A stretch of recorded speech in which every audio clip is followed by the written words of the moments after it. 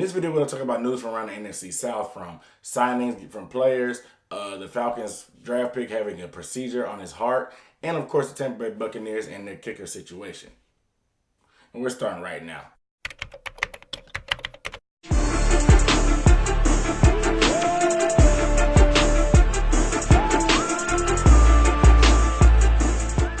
What up, dude? What's up, everybody? It's Aaron Ducker here with the Necessary Bluntness Sports Talk. This is the channel where I might not tell you what you want to hear, but I'm definitely going to tell you what you need to hear. And I give recap and analysis of the best division in the NFL, the NFC South. So make sure you guys hit the subscribe button and the bell icon so you don't miss any videos about the Panthers, Bucs, Saints, or the Falcons. And of course, as usual, I will have timestamps down below in the description. That way you can skip ahead and skip around to all the topics you might want to hear. And I also have links to some other stuff that I won't talk about in here, but it's still news from around the division. So first things first, we got to start off in New Orleans with Michael Thomas finally getting that big boy extension that he was looking for. We knew he was only expected to make about $1.1 million, but he got a big time pay increase as now he'll be signing a 5-year, $100 million extension, getting that $20 million per year number that he was looking for. I know there was a disconnect initially talking about the Saints only wanted to pay 18 or 19, but now he got that average of $20 million per year that he was looking for, and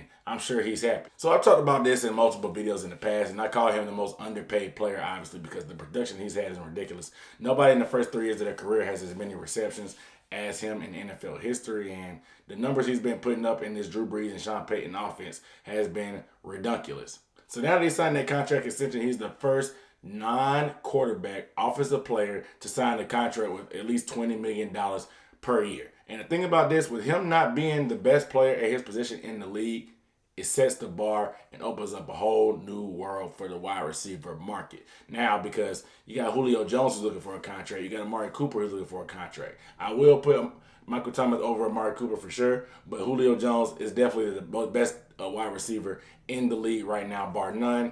And he's still looking for his deal. So now he definitely has a starting point and some leverage because he can say that, hey, I'm a better and more productive receiver than this guy when it comes to a yardage standpoint. And I've been loyal to you guys for the longest. Pay me my money. So it pretty much just resets the market as a whole. We saw quarterbacks, this salary continues to get inflated with guys like Kirk Cousins getting that fully guaranteed contract for like $27, $28 million per year. Now the wide receivers have been welcomed into that range. I will say this, that there's been a lot of controversy that most teams that have won a Super Bowl don't really need a big-time receiver. And it's been a while since something like this has happened. But nevertheless, you got to pay your guys that you keep, especially when you draft a guy that low and he ends up overproducing and giving you as much as Michael Thomas has. My final thoughts on the situation is, like I said, you need to pay guys a contract extension based on what you expect them to do, not what they have done. Michael Thomas has been great, and he will be an intricate piece for the Saints to try to make a NFC title run again this year. However, we don't know how productive this guy will be when Drew Brees retires. Drew Brees is the most accurate quarterback in NFL history.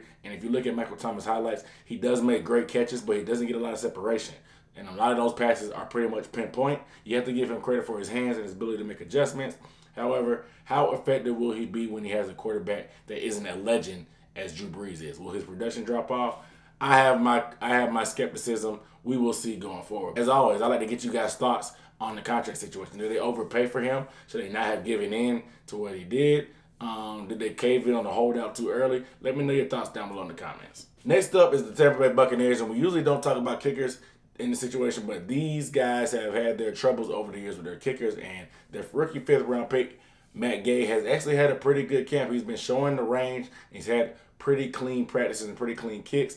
But they do have competition between him and Cairo Santos, who's also been kicking well himself. So it'll be interesting to see how this thing plays out. Matt Gay was a guy that showed his range in college, going 8 for 11 for kicks over 50 yards at the University of Utah. But with the kicker pass that the Buccaneers have had, it's clear to say that college success doesn't always equal pro success. So you have to be skeptical, and I want to wait to see what happens in the preseason games and see how those come down. But you have to be happy about what's been going on because you got to have a good kicker, especially when you're a team like the Bucs. The Bucs played in 11 out of the 16 games that they had last year were decided by one possession or less. So when you're in these tight games, your kicker is very, very, very important.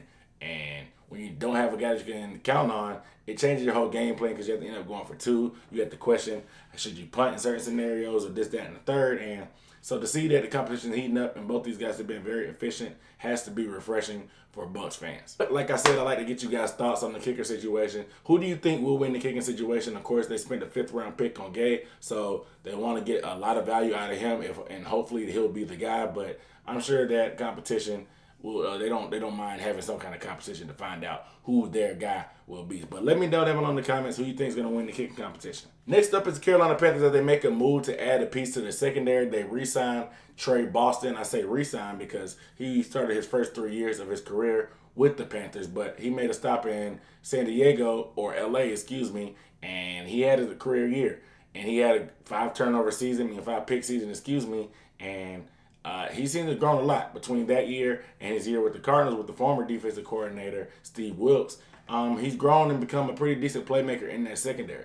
Why he was still unsigned at this point, I'm not sure. I think it has mainly to do with injuries, but the Panthers will take him as they have a situation at safety that they've been trying to figure out. They have Rashawn Golden, who they drafted out of Tennessee last year, but he seems to be more of a natural nickel player, as Trey Boston seems to be more of a natural free safety. They also tried Ross Cockrell, a guy that's played corner in the league but has a little bit of experience in college playing safety, but neither one of those guys were natural fits. Trey Boston seems to answer a lot of questions that the fans were having about the only hole that most people see at that position. The Panthers have done a good job of upgrading every position, or at least maintaining every position this offseason, and the only question mark was nickel and safety. So by signing Trey Boston, they solved both of these problems. I know with the front seven that they've amassed, they expected to get a lot of pressure, and the secondary was failing to show that they could take advantage of get turnovers throughout camp.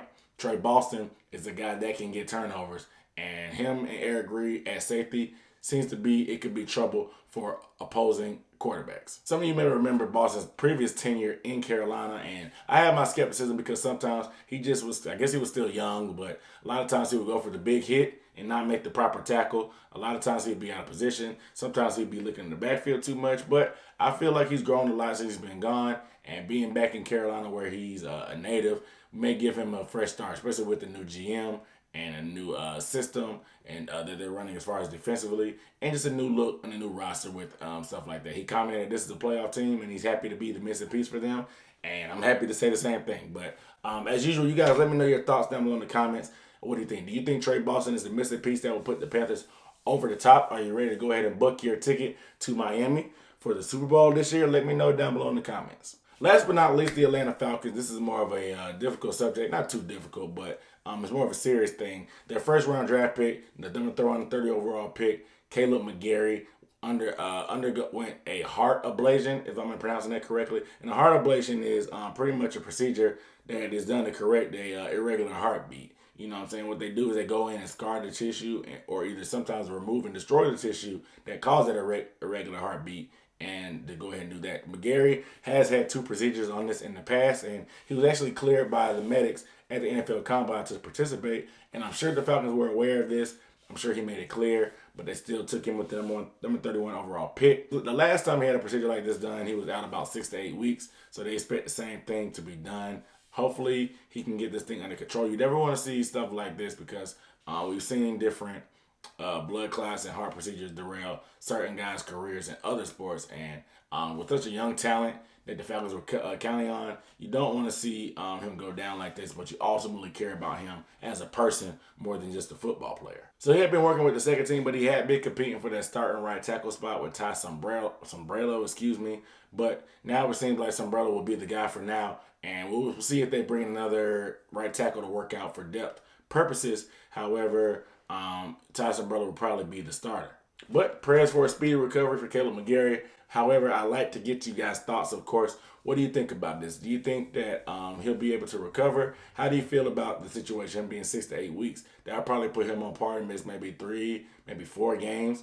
So what do you think about that? Do you still think he'll be able to come back and fully get everything going? Let me know down below in the comments what you think about the situation. But without further ado, I'm Aaron Duncan here with the Necessary Blunt and Sports Talk. Get ready to sign off. Make sure you guys subscribe and give the video a thumbs up, of course, and share it with somebody that may be interested in seeing a lot of this information. But without further ado, I'm signing off with the Necessary Blunt and Sports Talk. I'll see you next time.